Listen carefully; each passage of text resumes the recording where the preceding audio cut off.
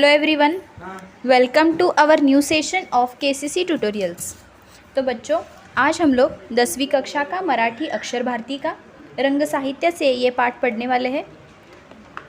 इस लेसन में हम मराठी भाषा की बहुत सारी जो साहित्य प्रकार है इनके बारे में पढ़ेंगे, इनके बारे में जानकारी लेंगे।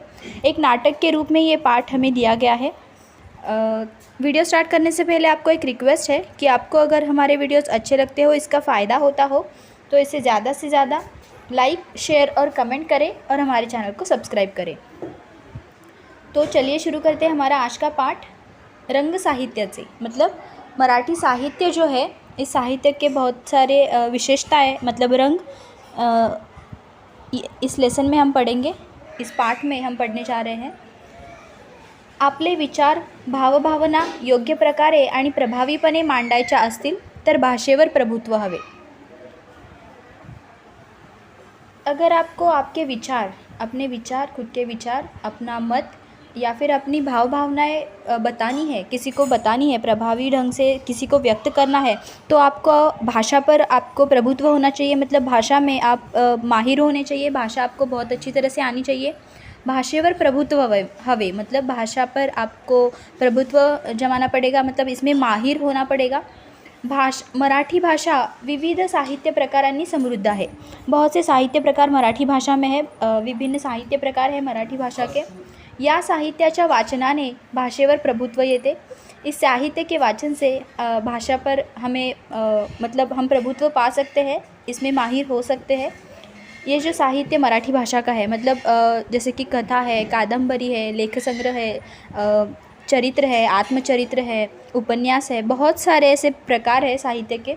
तो ये इसे पढ़कर हम भाषा पर प्रभुत्व प्राप्त कर सकते हैं आणि जीवनानुभव ही समृद्ध होतो। और हमारे जीवन का अनुभव भी, मतलब जीवन का जो अनुभव होता है, ये जो वर्ड बना है जीवनानुभव, मतलब जीवन और अनुभव, इन दोनों को मिलकर ये वर्ड बना है। जीवनानुभव ही समृद्ध हो, तो मतलब किताबें हमें ऐसी कुछ बातें बताती है जो हमारे लाइफ में भी हमें उपयुक्त होती है। बहुत सारे एक्सपीरियंसेस, बहुत सारे अनुभव हमें किताब पढ़ने से मिलते हैं। इसलिए ऐसा कहा जाता है कि किताबें इंसान की सबसे अच्छी दोस्त होती है। ये हमें बहुत कुछ सिखाती है जो एक इंसान नहीं सिखा सकता। ऐसे बहुत सारे अनुभव ये हमें बताती है। प्रस्तुत पाठातून विविध साहित्य प्रकारांचा परिचय करून देण्यात आला है।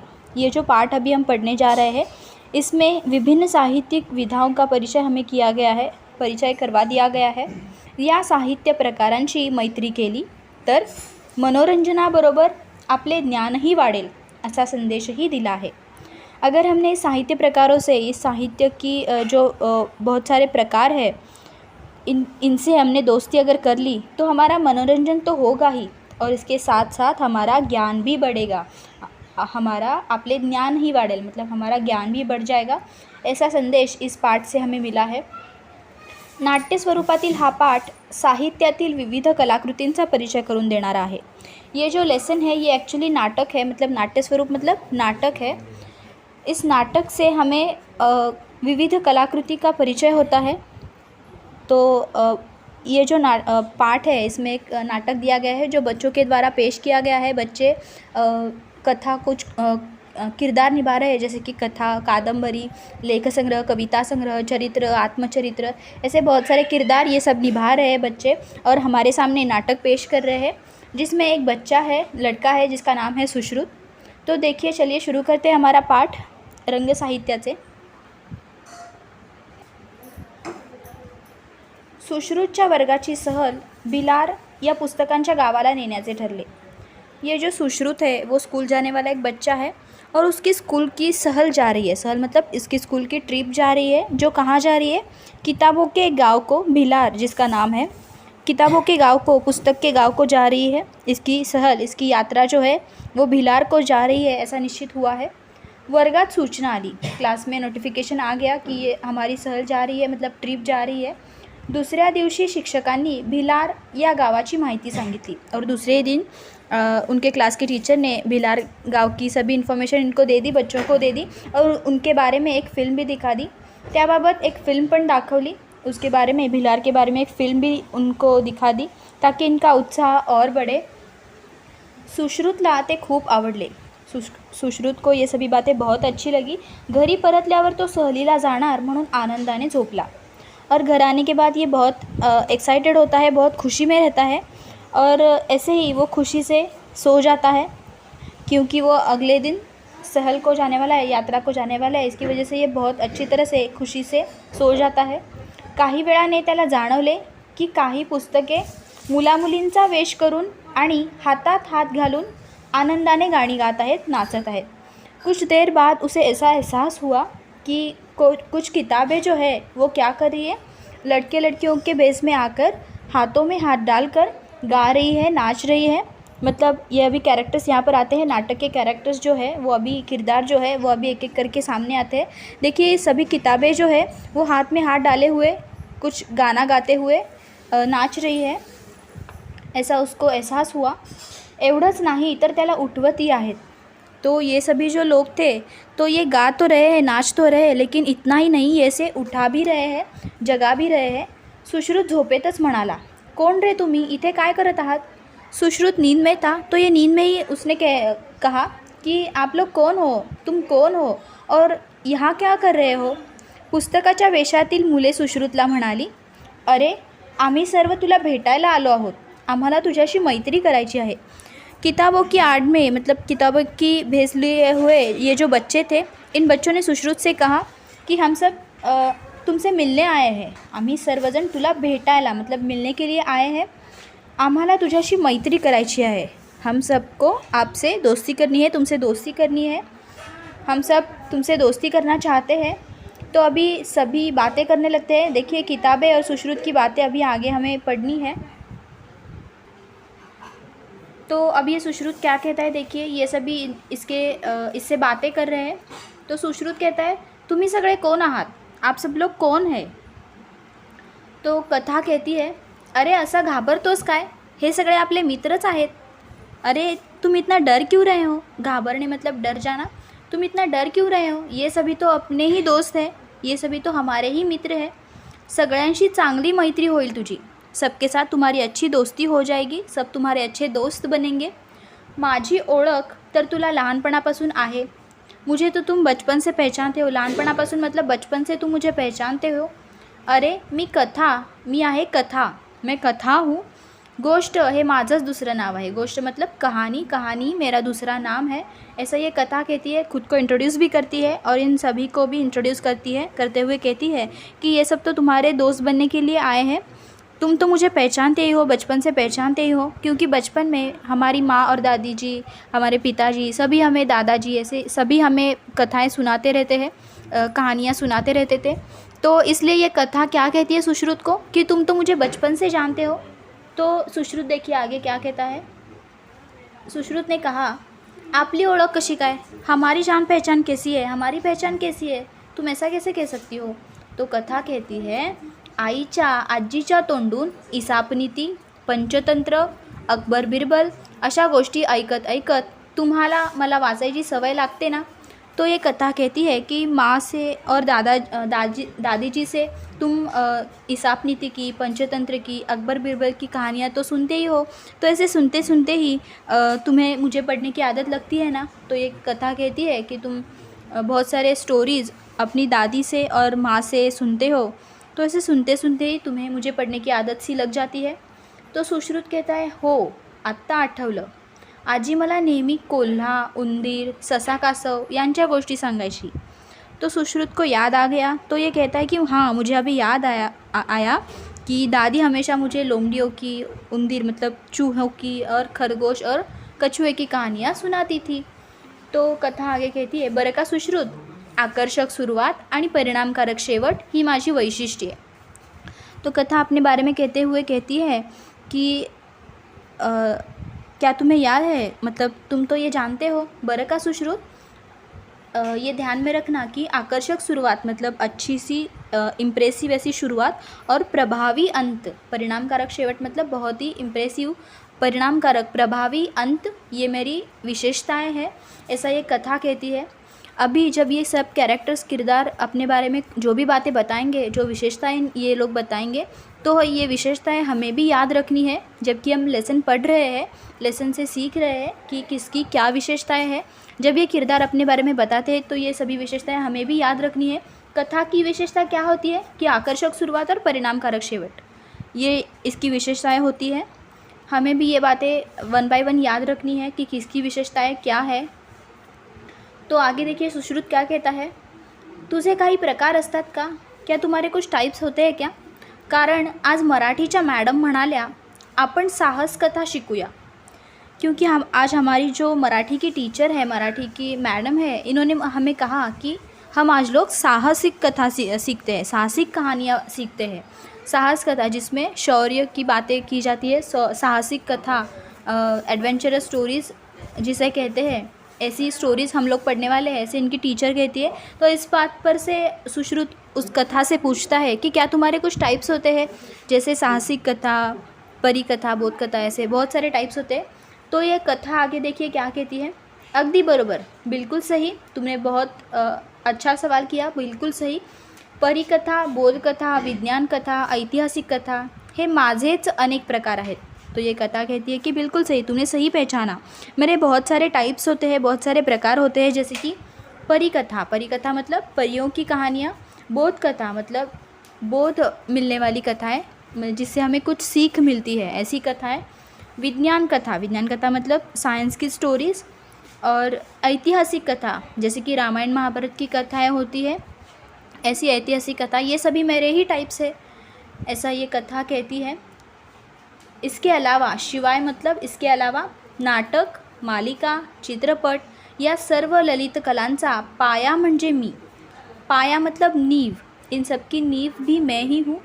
कौन कौन सी बातें, नाटक, मालिका, मालिका मतलब जो टीवी पर सीरियल्स आती है, धारावाहिक, ये सभी मालिका, नाटक और चित्रपट मतलब फिल्म, इन सभी की जो नींव है वो मैं ही हूँ। मतलब कोई जो भी सीरियल्स टीवी में फिल्म्स बनती है, सीरियल्स बनती है या फिर नाटक बनता है, तो ये नाटक का मूल क्या होता है, मतलब कहाँ से लिया जाता है, एक स्टोरी से ही ये सभी बातें बनती हैं, ये सभी प्रकार ललित कलाओं के प्रकार बनते हैं। मूळ कथा दर्जेदार असल्याशिवाय कोणतीही कलाकृती उत्तम होऊ शकत नाही। अगर स्टोरी अच्छी नहीं है तो कौन सी भी ये कलाएँ अच्छी नहीं बन सकती, कौन सी भी कलाकृति अच्छी नहीं बन सकती। ये सभी जो है नाटक, मालिका, चित्रपट, ये सभी कैसे बनती है, पहले एक स्टोरी ली जाती है, इस स्टोरी से फिर वो जो स्क्रिप्ट के राइटर है, सीरियल्स के या फिर फिल्म के स्क्रिप्ट राइटर है, वो स्टोरी से ही, स्टोरी पढ़कर उसे समझकर ही वो डायलॉग लिखते हैं, स्क्रिप्ट लिखते हैं। तो इस तरह ये कथा क्या कहती है कि इन सब की नींव भी मैं ही हूँ, इन सब का पाया भी मैं ही हूँ। क्योंकि अगर कथा दर्जेदार नहीं है, कहानी अगर अच्छी नहीं है, दर्जेदार मतलब बहुत ही अच्छी, गुणवत्तापूर्वक, दर्जेदार मतलब क्या, गुणवत्तापूर्वक अगर स्टोरी नहीं है तो कौन सी भी कलाकृति अच्छी नहीं बनेगी। एवढंच नहीं तर उत्तम निवेदन तंत्रामुळे मी खुलत जाते। इतना ही नहीं तो अच्छा निवेदन करने के बाद ही मैं अच्छी तरह से पेश आती, मतलब पेशकश होती है मेरी, रंगत जाते, किंबहुना उत्तम निवेदन तंत्राचा वापर हे माझ्या यशाचं रहस्य आहे। तो ये कहती है कि मेरी सफलता की जो कुंजी है, माझ्या यशाचं रहस्य मतलब मेरी सफलता की जो कुंजी है, ये एक्चुअली ये है कि निवेदन तंत्र का उपयोग करना, निवेदन तंत्र का अच्छा और सही उपयोग करते ही मैं अच्छी बनती हूँ, स्टोरी अच्छी बनती है, ऐसा ये कहती है कथा। तो सुश्रुत उसे पूछता है, तुला निर्माण करणाऱ्या लेखकांची नाव मला सांग ना। तो ये कहता है कि तुम्हें किसने निर्माण किया, इन सब के नाम तो मुझे बताओ, ऐसा ये कहता है सुश्रुत। उनके नाम मुझे बताओ जिन्होंने आपको बनाया है। तो कथा क्या कहती है देखिए, ये स्टोरी राइटर के नाम बताती है, कथा लेखक बहुत जो कथा लिखते हैं, इन सभी राइटर्स के नाम बताती है।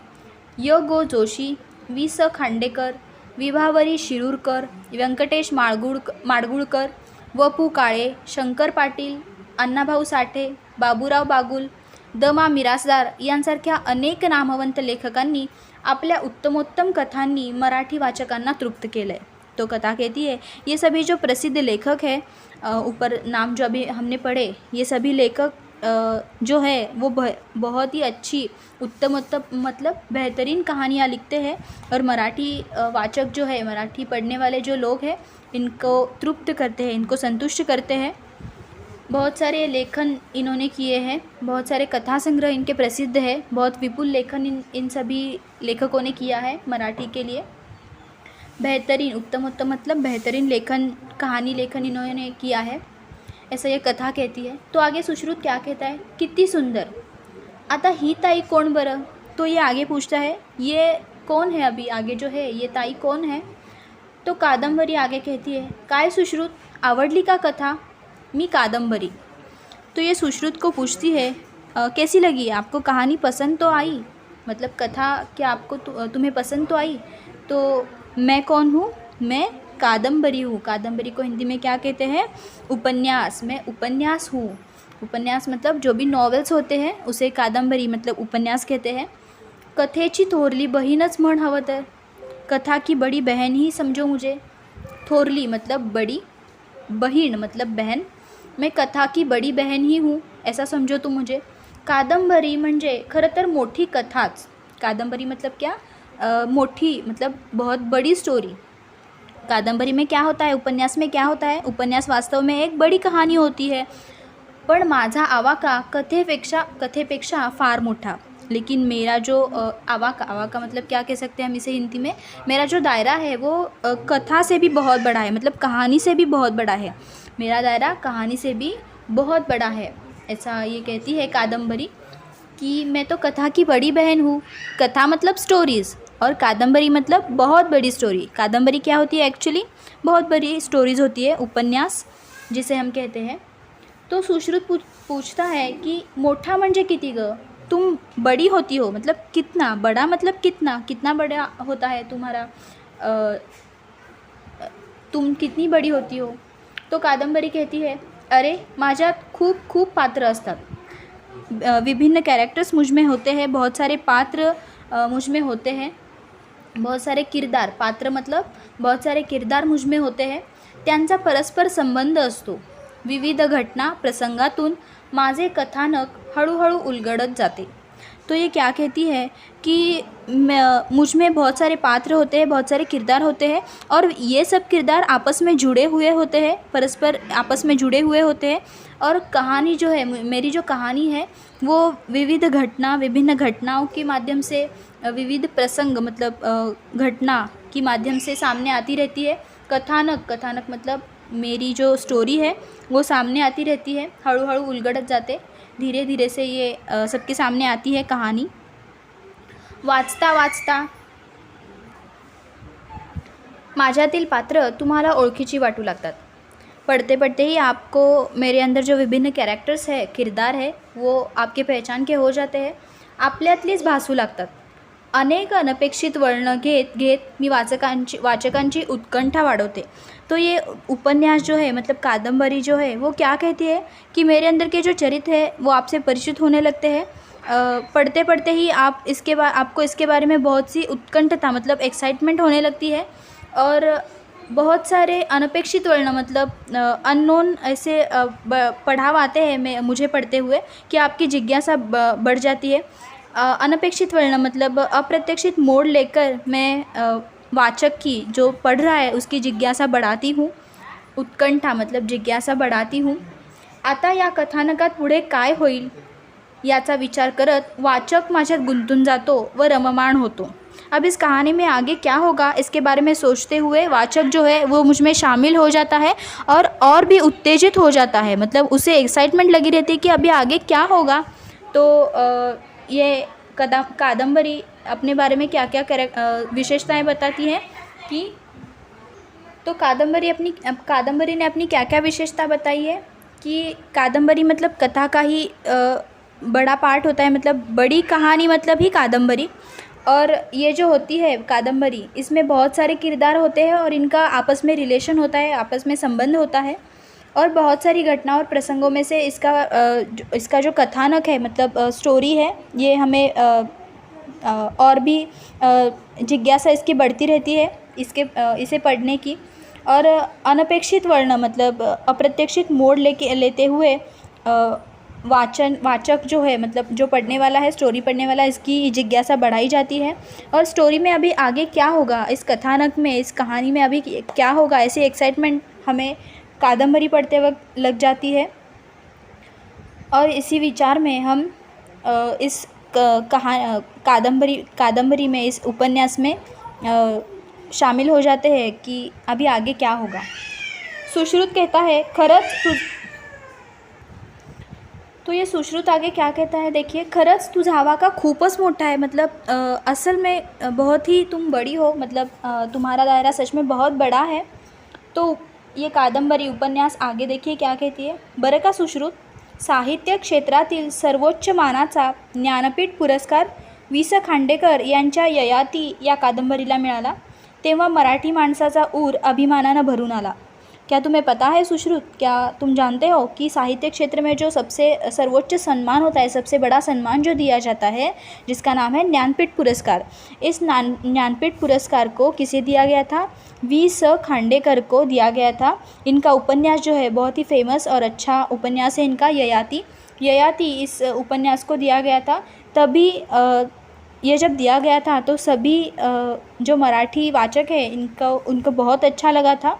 मतलब मराठी लोगों का सीना गर्व से भर गया था, ऐसा ये कहती है उपन्यास, मतलब कादंबरी कहती है कि वि स खांडेकर जी को ज्ञानपीठ पुरस्कार प्राप्त हुआ था उनकी ययाति इस कादंबरी के लिए। बहुत ही अच्छी और बहुत ही बड़ी कादंबरी है ययाति। तो मराठी लोगों का ऊर अभिमानानं भरून आला होता, मतलब इनका सीना बहुत भर के आया था, गर्व से भर गया था। इतक्यात कविता सुश्रुतच्या खांद्याला धरून विचारते। अभी इतने में ही बीच में आती है कविता और सुश्रुत का कंधा पकड़ते हुए उसे पूछती है। कविता क्या पूछती है देखिए। कविता कहती है, सुश्रुत ओळखलंस मला, क्या तुमने मुझे पहचाना? अरे मी आहे कविता, मैं कविता हूँ। आपली तर फार फार पूर्वीपासून चांगलीच ओळख आहे, हम तो पहले से ही एक दूसरे को बहुत लंबे समय से जानते हैं। फार पूर्वीपासून मतलब बहुत लंबे समय से हम जानते हैं। ओळख मतलब पहचान, हमारी पहचान बहुत लंबे समय से है, नहीं का मतलब नहीं, हाँ ना, ऐसा ये कहती है। तुमच्या पाठ्यपुस्तकातल्या सगळ्या कविता तुम्ही तालासुरात म्हणता। तुम्हारे पाठ्यपुस्तक में जो भी कविताएं होती है, इन सभी कविताओं को तुम तालासुरात मतलब धुन में पढ़ते हो। तालासुरात मतलब ऐसे गाते हुए पढ़ते हो, धुन में पढ़ते हो।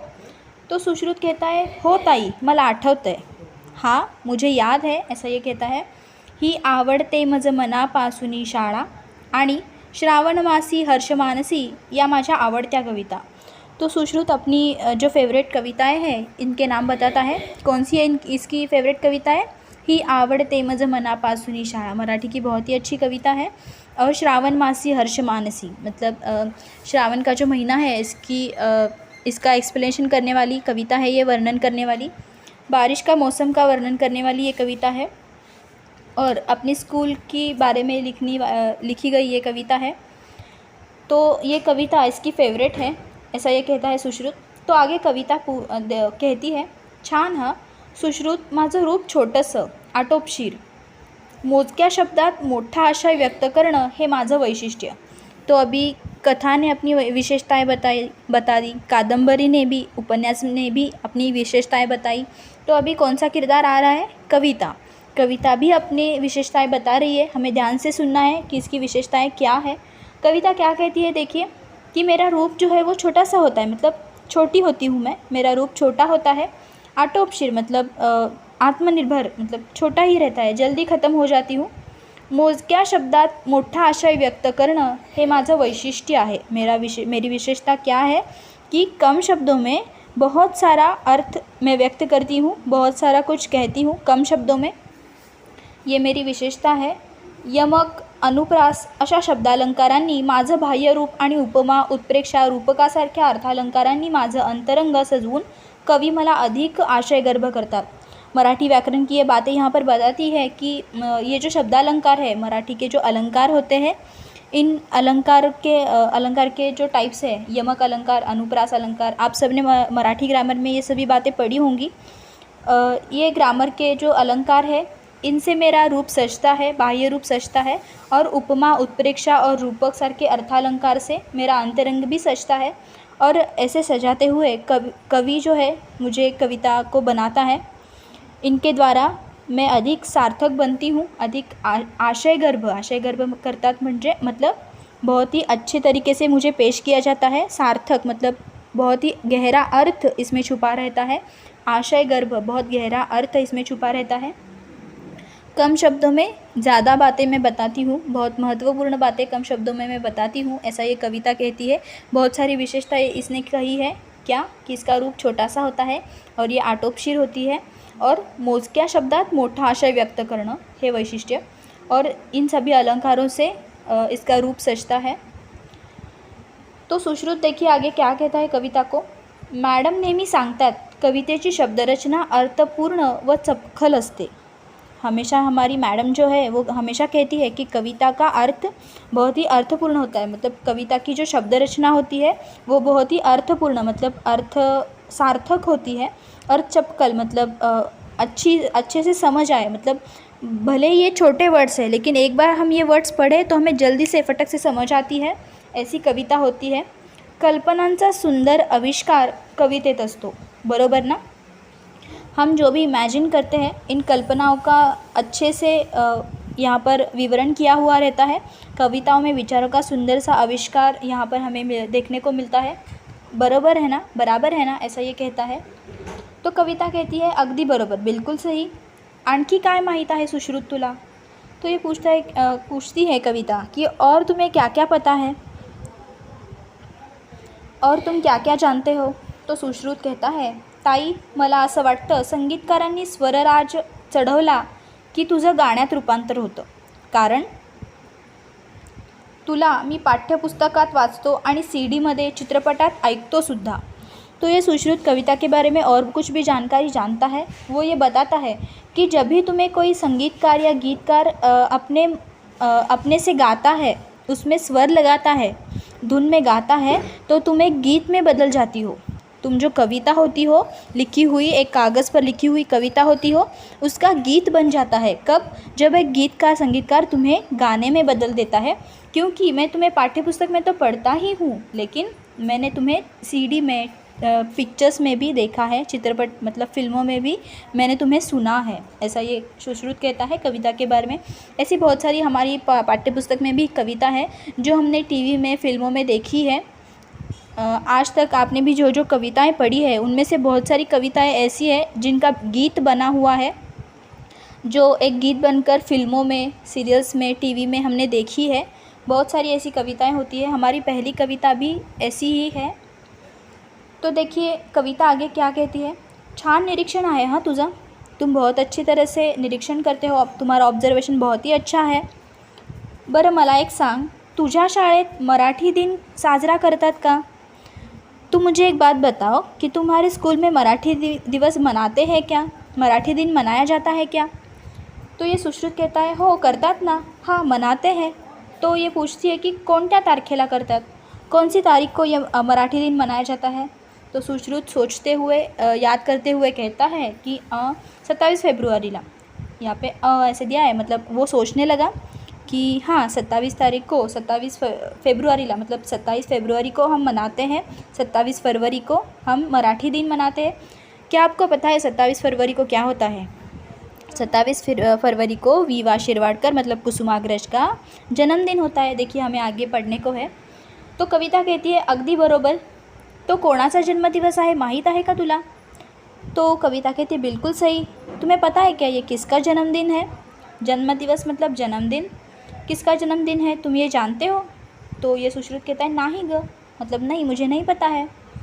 तो कविता उसके बारे में कहती है 27 फरवरी को मराठी दिन क्यों मनाया जाता है, इसका कारण यहाँ पे दिया गया है। देखिए कविता ये कारण बताती है हमें कि 27 फरवरी को हम मराठी दिन क्यों मनाते हैं।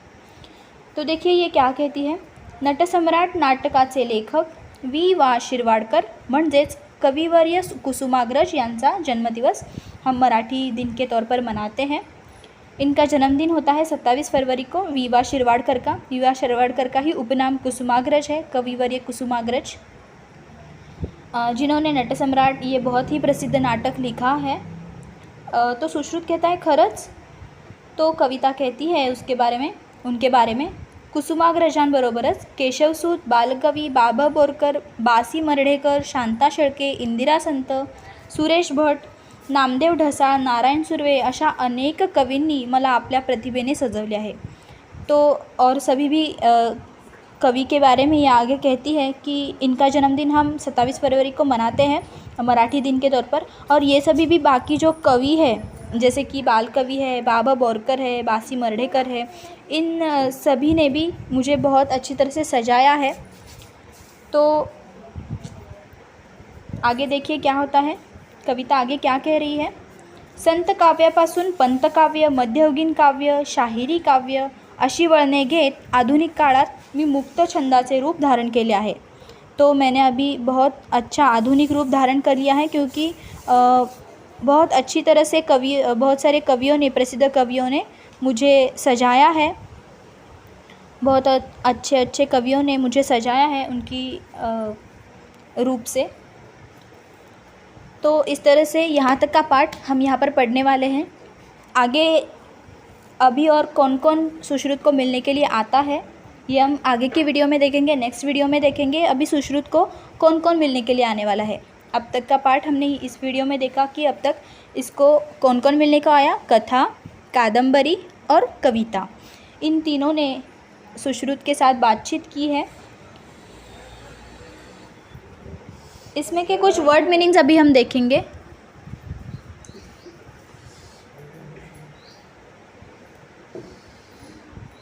सूचना मतलब नोटिफिकेशन।